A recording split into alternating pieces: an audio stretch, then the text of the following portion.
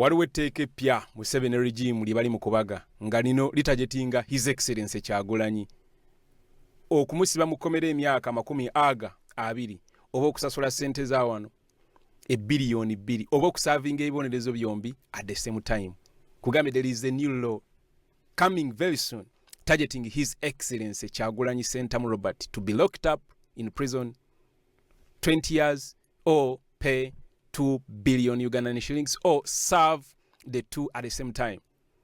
Buli kawaayira kalirimu wano ku surface bidiringa gwe lyolowooza nti nno yes teeka liyamba muna Uganda baliyamba nsikuba baliise the protection of sovereignty bill 2026 era nga kyekindeese tuliyitemu mpola mpola otegeere bulungi ne mutabani wa His Excellency BOBIWINE aina article gyawandise ku X about the same n'agamba Museveni's new bill would jail BOBIWINE for 20 years for speaking. Ngenda kuba nkuyitiramu bulungi actually ne His Excellency naye kenyini retweet nze n'agamba thanks son aluta continue ngenda kuyitiramu naawe kenyini ogenda kuba weewuunya buli kiririmu kitajetinga muntu ogu Kyagulanyi kitajetinga muntu ogu oyawakanya government ya Museveni ng'ali serious kitajetinga muntu ogu oyavaayo n'ayogera ku buli kimu gwe kyolaba ekitagenda bulungi mu ggwanga lyaffe eno maaso naye beekwese emabega w'obuteekateeka beekwese emabega w'obusongasonga draft yafulumye era yatandise osaturating nga kyemanyi kummwe abagoberera ennyo mwagisomye dda oba mwasomyeko ebitonotono ebimu ku byo byenkuleetedde mu talk show y'olunaku olwalo. This is the JB Mwang talk show. Njagala otulo kalire kan tugenda kagenda mpola mpola era gwe ali wano ne wali tereera bulungi nnyo tukole ki tandike kakati ningera kuba kwitamu ne mu revolutionary article eno about this exact same thing egamba nti Uganda's protection of sovereignty bill would jail BOBIWINE for 20 years na kuba kwitamu bulungi olabe ebirimu ebyenjawulo ya naye nga ebitonotono ennyo oteeka amaaso ku screen yo nga sina nagenda any deeper into this. A person shall not engage in any activity, solicit, receive, or obtain any assistance from a foreigner to sponsor or organize a meeting or any function with the aim of promoting foreign policy in Uganda that has not been adopted by cabinet as government policy. A person or agent of a foreigner who engages in any activity, solicits, receives, or obtains by assistance from a foreigner to sponsor or organize a meeting or any function with the aim of promoting foreign policy in Uganda that has not been adopted by cabinet as government policy commits an offense and is liable on conviction. In the case of a legal entity to fine not exceeding 200,000 currency points, and in the case of an individual to a fine not exceeding 100,000 currency points or to imprison for a term not exceeding 20 years or both. Kugambye negolooza bino byonna lwaki bigenda mu maaso His Excellency Kyagulanyi abasajja abataddeko akazito k'amaanyi. That is the fact. Amateeka bwe gati agatajetinga dissenting voices gajja mu kaseera nga kano nga opposition is gaining traction not only domestically but even internationally. His Excellency Kyagulanyi kyaliko mwenna mukimanyi ebyo byonna byaliko president waffe byagoba okumitinga ba senators abenjawulo okumitinga committees ba partners abenjawulo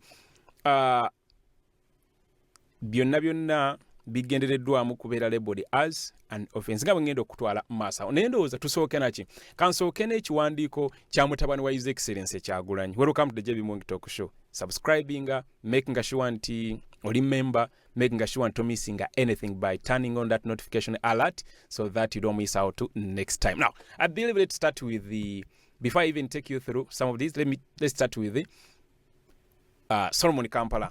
I want to tukabade brief, tukabade kawanvu nnyo naye kajjayo bulungi kintu mu nsonga ezimu. Agambye, I have read the full draft of Uganda's Protection of Sovereignty Bill 2026, dated March 3rd.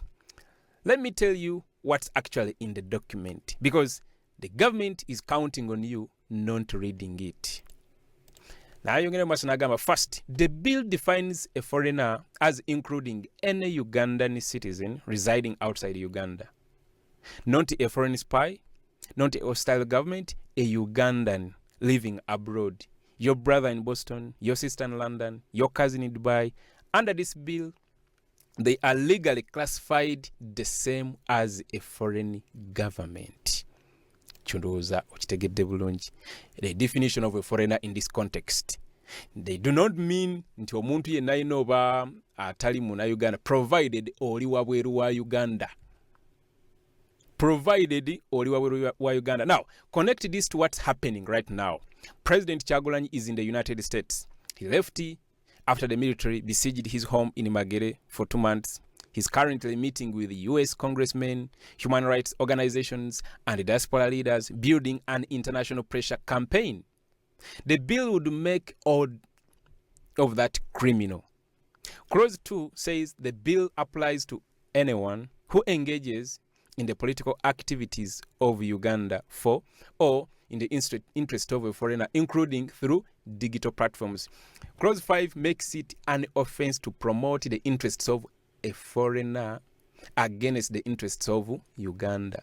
Clause 10 criminalizes the promotion of any foreign policy not adopted by the cabinet.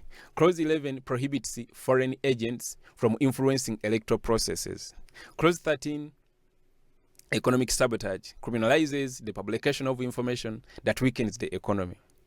The penalties up to 20 years imprisonment or fine of 100,000 currency points, which is equivalent to 2 billion Ugandan shillings.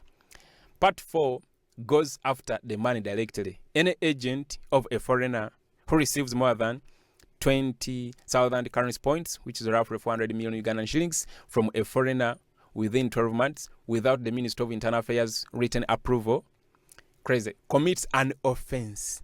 Money received in violation gets fortified to the state.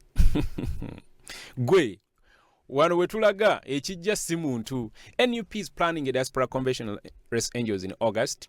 NUP has fundraising operations across Washington, Boston, New York, and Los Angeles. This bill designed to make every single one of those activities a prosecutable crime. And who administers this law? The Minister of Internal Affairs, an NRM appointee. Who can suspend or revoke registrations? The Minister.